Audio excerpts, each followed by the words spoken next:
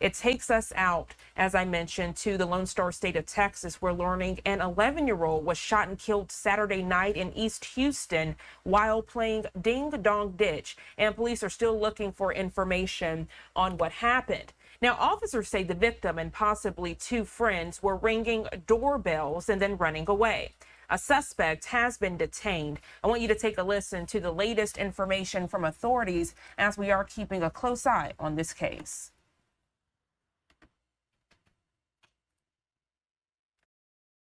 Last night, of course, for a shooting in progress where when the patrol officers arrived on the scene, they found a young man or a young boy that had been shot in the back, and we're in the 9700 block of Membro Street.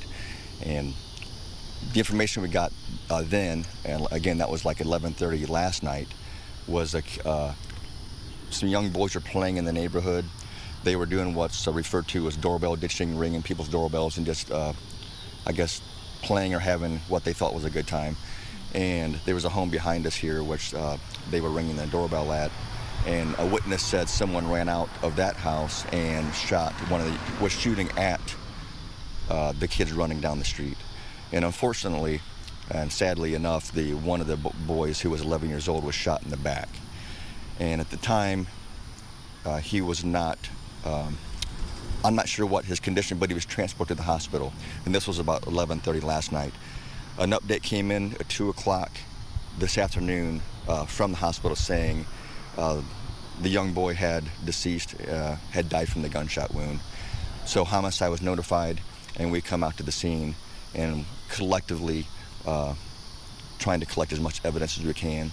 We have identified a possible suspect in the shooting, and we're still talking to a witness. One of the witnesses also, we're talking to him still. So when we brought CSU here, and so we're right now in the process of systematically doing a search warrant on the house. Inside the house, we did find weapons in the house, a significant amount of weapons in the house.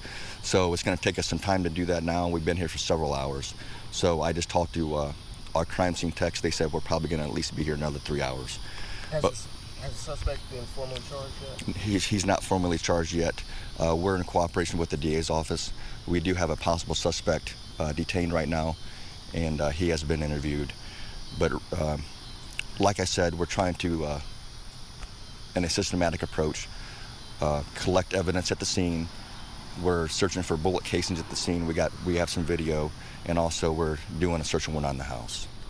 So you're saying the potential suspect is still currently detained? Yes, yeah. Or what's no, our suspect's detained. I'm not going to release a lot of information right now, but I will as soon as it's made available to me. My partner's helping me here, so but I can give you some updates when they can become available. Because we were told earlier they were detained and then released. Were they not released at all?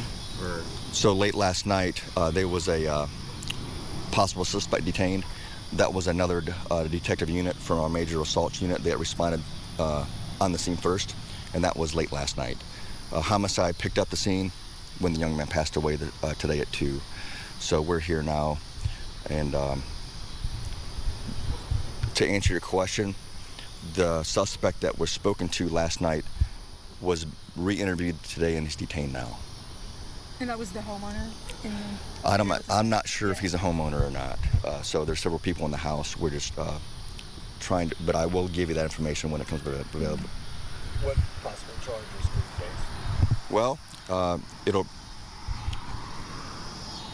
in my opinion, it doesn't look like any type of self-defense. It wasn't close to the house, so it'll more than likely be a murder charge. Can you tell us why there were 2 separate addresses? Was the child found on Rincade? That's a very good question. I think what happened was the shooting, which we're at now, they were able to run, which is a block away. The child? The child and the group of kids were able to run a block away. And he collapsed in the street, and Racing Street is where that call dropped. So primarily you're asking probably why is it there and we're here. I think they were able to run for about a block before he lost consciousness and dropped in the street. And that's where the ambulance was dispatched to. Does the child live nearby? I believe he lives a block away from where we're at now. How many other children were with that child?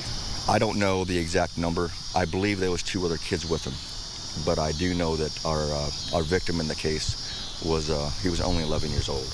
Can you talk about the dangers of doorbell pranks and ding-dong ditches? This isn't an isolated case. We've heard about pranks like this before.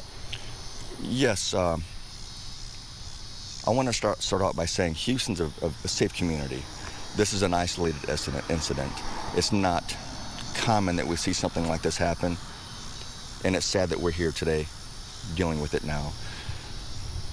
But to answer your question, as a parent, keep a close eye on your kids. Educate them on how to stay out of harm. Guide them in a better direction. I'm not saying the parents of this young man didn't do that.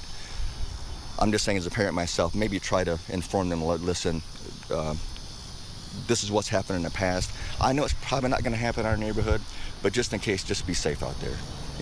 And kids still just have fun. I want kids to have fun. This is an isolated incident, and I think Houston's a pretty safe community. Do we know which direction the kids ran? They ran right out here on Fidelity, and they took a left, so right down the street. And he was able to get about a block away before, unfortunately, he fell, and that's where the ambulance picked him up. Did it appear like the kids were performing some sort of social media challenge? I don't know. I can't answer that one. Good question, though. What would have, if the kid hadn't have died, would the shooter still have been charged with anything? Oh, definitely. That's why our homicide unit didn't come out the first time. We have a unit called Major Assaults, and they handle all assaults like a gunshot wound that doesn't result in death. Can you comment on the suspect's description at all? Gender, age, any of that? We just know he's a middle-aged man, but I'll certainly give you as much information as I can when it becomes more available to me. Do we know if the suspect came out of the door or did he shoot through the door? Our witness says the suspect came out of the door, ran out into the street, and was firing down the road. Is there surveillance video showing the shooting? We don't have any right now. We have some video. We made some phone calls. Let me back up. There are cameras out here, but some of the people are on vacation, out for the holiday. So we're calling them now to respond like, hey, listen, this is what we need. Even if it's audio, that'll help us out. So that's what we were doing earlier, looking for bullet casings in the street or in the ditch, because we believe he was quite a ways outside of his own driveway. Are you able to say how the family is processing all of this, and have you been able to speak with them? My partner has spoken with the family, and as you know, I've been at the scene here trying to help the crime scene unit, and they're still inside the house recovering several firearms and ammunition inside. Do we know what kind of firearm was used in this shooting? A witness says it appeared to be a handgun, but we don't know a caliber yet. And do we know how many shots were fired? A witness said 2 to 3. Thank you so much. Okay. All right. There you go. Thank you. All right. No problem.